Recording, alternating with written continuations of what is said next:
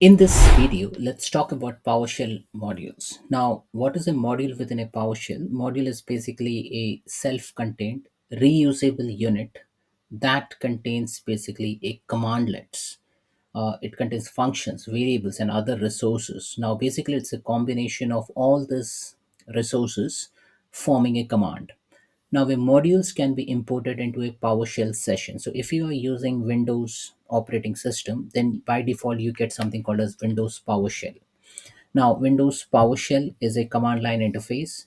If you want to see something in visual, you have something called as Windows PowerShell ISC integration environment whereby you can actually visualize all the commands.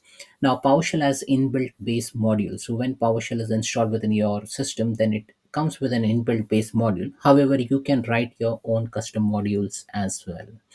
Now, the modules returns in basically an application programming language like say c#.net basically are native modules, and modules written in say scripting like in PowerShell are known as script modules.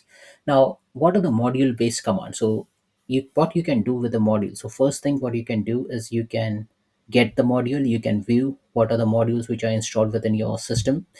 You can create a new module, you can import a module, you can remove the module which you have imported, you can install a module, and you can update a module. So these are the various action which you can see do. Now, if you do run this command get installed module, it will list down all the modules which you have installed. Now, it will not give you a comprehensive list of all the modules which has come by default with PowerShell, but it will just give you the list of all the installed module. Now, get dash module will give you all the modules which are currently available as a part of your system. Okay, and if you just specifically mention the name of a module, like in the second command which I have put over here, get dash module dash name Microsoft.PowerApps.PowerShell, then it will list down the module which you are specifying in the command. Now, let's go into the demo and then I'll show you what are the differences. Now, as you see over here, there's something called as PowerShellGallery.com. Now, this is a website whereby you can go ahead and install all the modules. Now, one of the module would be related to say Azure website or Azure account, or maybe PowerShell for Power Apps or PowerShell for Power Apps administration. So what you can do, you can go over here and then just search for Power Apps. Okay, so if I want to download something related to Power Apps, so if someone tells you that, hey, why don't you write some PowerShell script for Power Apps? So first thing what you need to do is you need to go into this PowerShellGallery.com and try to find the word Power Apps, and then you will be navigated to a section called as Microsoft.PowerApps.administration.PowerShell, and from here it will you provide you a command. Now you just need to run this command. Okay, you just copy this and then run this command. We'll come to this, but before than that, let me show you what how does the PowerShell looks like. So I have segregated all the command line in one particular section.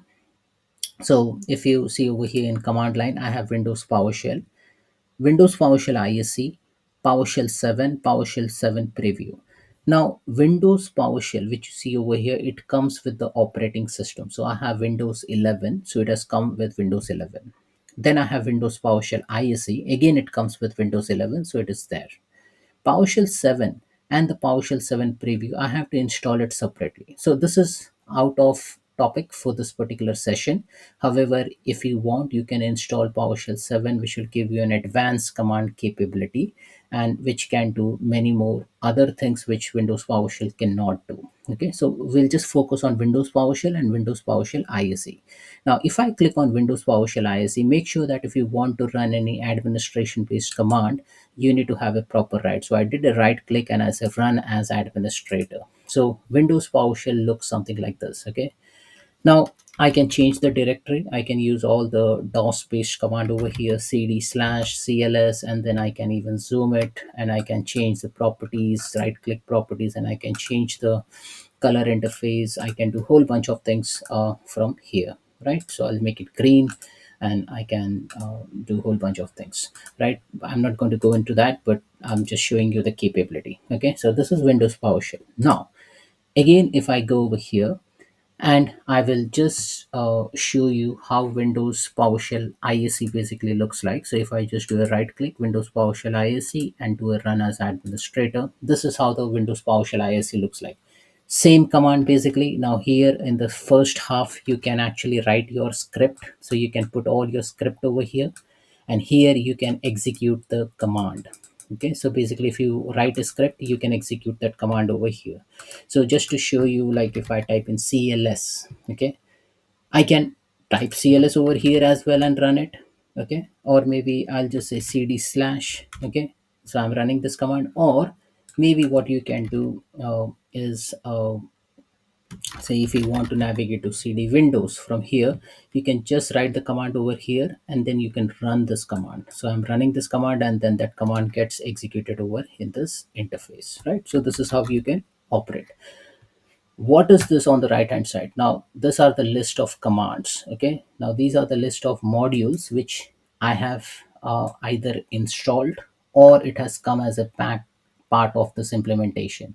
Now I can see this is in a nice interface over here. So these are the different modules. Now if I go into one of the modules, so let me go into microsoft.powerapps.administration.powershell, then it will list down all the commandlets basically as a part of that implementation. So if I select say get DLP policy, then I will be shown the details about how this DLP policy command can be written. So if I click on show details, it will give me the basically the parameters which is required, or the common parameters which you usually put in, and then you can run this command. So if I just run this command, then it will give me the get dash dlp policy. So similarly, if I just go into say any other command, so let me go into one of the command. Let me pick up get tenant settings. Now if I click on get tenant settings, it will give me this API version parameters for get tenant settings, or I can put a common parameters over here. Okay, now let's see what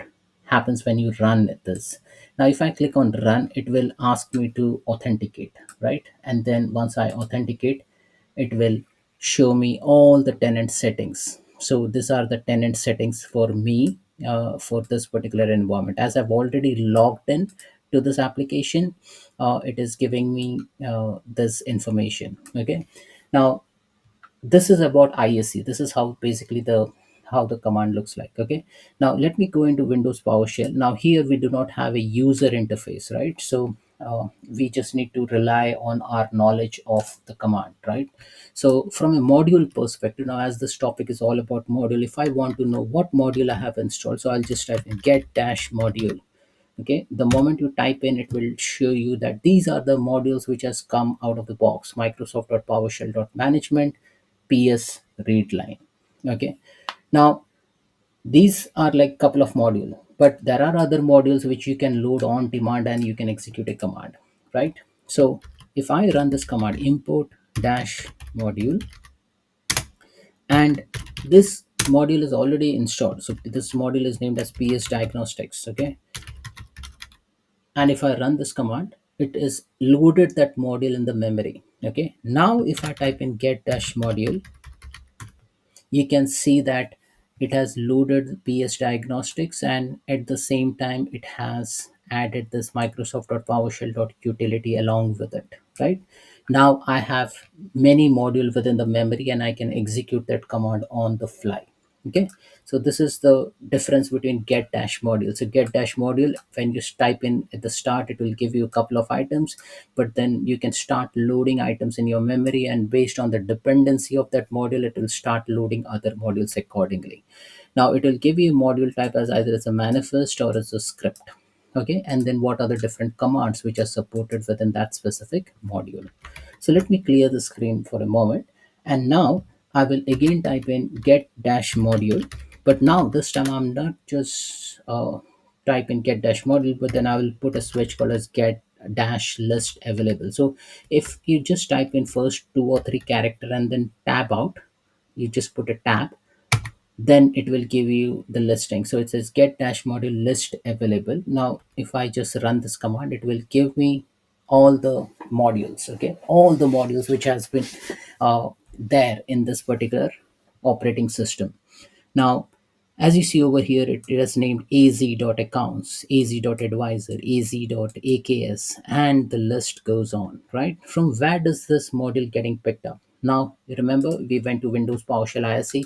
Here we have a whole bunch of list. As you see over here, this is a whole bunch of list. Now it is coming from this list. So if I refresh this, it will start loading that list, and then it will give me the whole comprehensive list listed over here, right? So this is how you can basically list down all the modules just by putting a switch of list available, right? So I'll just clear the screen. Then if I want to see what are the modules which not might have come out of the box, but I have installed it personally. So get dash installed module. Once you type in this command, you will be able to see all the installed modules within your system. Now I can see that I have installed lot of custom things. Now, which I am interested currently is Microsoft.PowerApps.administration and Microsoft.PowerApps.PowerShell. Now these are the things which I can use to run Power Apps based commands. Okay, Power Apps based PowerShell commands. Now let me clear the screen again. Now what if you want to install the existing module? Okay, now we have seen that Microsoft.PowerApps.PowerShell was listed, right? So what I can do, I can just say update module, because I want to get the latest module from the PowerShell gallery. So I'll just put update dash module dash name, and then I will type in the name. Now from where you will get this name? You can get this name just by typing get dash installed module. So let me first get the name. So get dash installed module, and once you get this name, you can copy this name, microsoft.powerapps.powershell, microsoft.powerapps.administration. You can get all this command name from here, and then you just clear the screen and you just say update dash module dash name, and then paste that name, microsoft.powerapps.powershell. So if PowerApps.PowerShell is installed, as you see over here, it will start updating the module. Now I do not have that late, I have the latest module, and that's why it has not done anything. But then if you have something which is not updated, then you will be able to get those updates very easily. So let me should give you an example. So let's pick up some module from here. Now let's say az.application insights. Okay, so let me pick that module. Make sure that you name it correctly. So update dash module dash name, and I'll just type in az dot application insights. So az dot application insights. So what it will do, it will start looking into the version number currently what it is installed, and it will start getting the update from, as you see over here, it's something has happened, it has updated the az dot application insight. So like this you can update your module if it is not of the latest version, because the module which might have been installed within your system might not be of the latest, uh, and then you may need to get this update manually. Now, what if you want to install a new module? Okay. Now, as I showed to you before the start of the session, that if you are looking for something, like say, if I'm searching for some value, say, take for example, if I'm searching for say Azure, okay, and then there are so many things over here, right? Azure storage, Azure key vault, analysis services, network. So if I go to analysis services, now here there is a command install dash module name azure.analysis services. So I can copy this, and then I can go into my PowerShell, and then I can paste this. So let me clear the screen, and if I paste this, then it will start installing azure.analysis services, right? Now, if the analysis services is already present, then it will start updating it. Now, as you see over here, something has happened, and then it has started installing this process. Now, it says the following commands are already available on this system. Okay. Now this is like one sort of an exception we received. But then if you have different uh, modules which are not installed within your application, you can go ahead and install it from here, right? And if there is a clash, then it will start prompting you these errors, right? Now, if I just type in Azure, and then if I go into az.accounts again, okay, so I'll take the same example, az.accounts, again, go back here, clear the screen, and then paste it. And again, the same thing will happen. It will go ahead and then install this module. Now, as this module is already there, it will not do anything. Now, If you want to update a module, then again you can again go back, like as I explained to you, update dash module is a command, and then you can pick up any module you want and then it will start updating it. So that's it, folks. This is all about modules within PowerShell. So if you want to know more about PowerShell packages, go into PowerShellGallery.com, start looking into various options. So like if I want to search for say Power Apps, now the moment I type in Power Apps, make sure that you type the casing correctly. So I just Power Apps with no space, then I can see microsoft.powerapps.checker.powershell as well. So if I want to install this, I can go ahead, I can copy this, and then I can go into the PowerShell, and then I'll run this, and then it will start installing microsoft.powerapps.checker.powershell. Now once it is installed, it will be available within your ISE as well. So maybe you may have to do a couple of time refresh just to reload all the modules within your system, and you should be able to see say microsoft.powerapps.checker.powershell over here. So I have installed powerapps.administration.powershell, powerapps.checker.powershell, and powerapps.powershell. And if you want to see various command within it, you can just go into this, and then you can see that with the checker you get all those checker rule sets, invoke new power apps AD application, and checker rule override commands, right? So modules have a lot of commandlets, and you can pick up any command and then you can start running this. Okay, so if you click on show detail, it will give you the parameter options, mandatory, or any one which is optional. So you can also find over here like get power apps checker rule set is geography is a mandatory requirement, invoke has API URL as a mandatory requirement, and new power apps checker rule override as an ID and override level as a mandatory requirement. So this is how you basically run the PowerShell command in PowerShell IEC. So depending on your preferences, if you're more like a commanding person whereby you just focus on commands, then use administration mode Windows PowerShell. If you have a mixture of both, like if you want to run the command as well as if you want to view the command which I have labeled as a part of the library, then you can utilize PowerShell IEC. So that's it, folks. This is all about modules within PowerShell. Thanks for watching.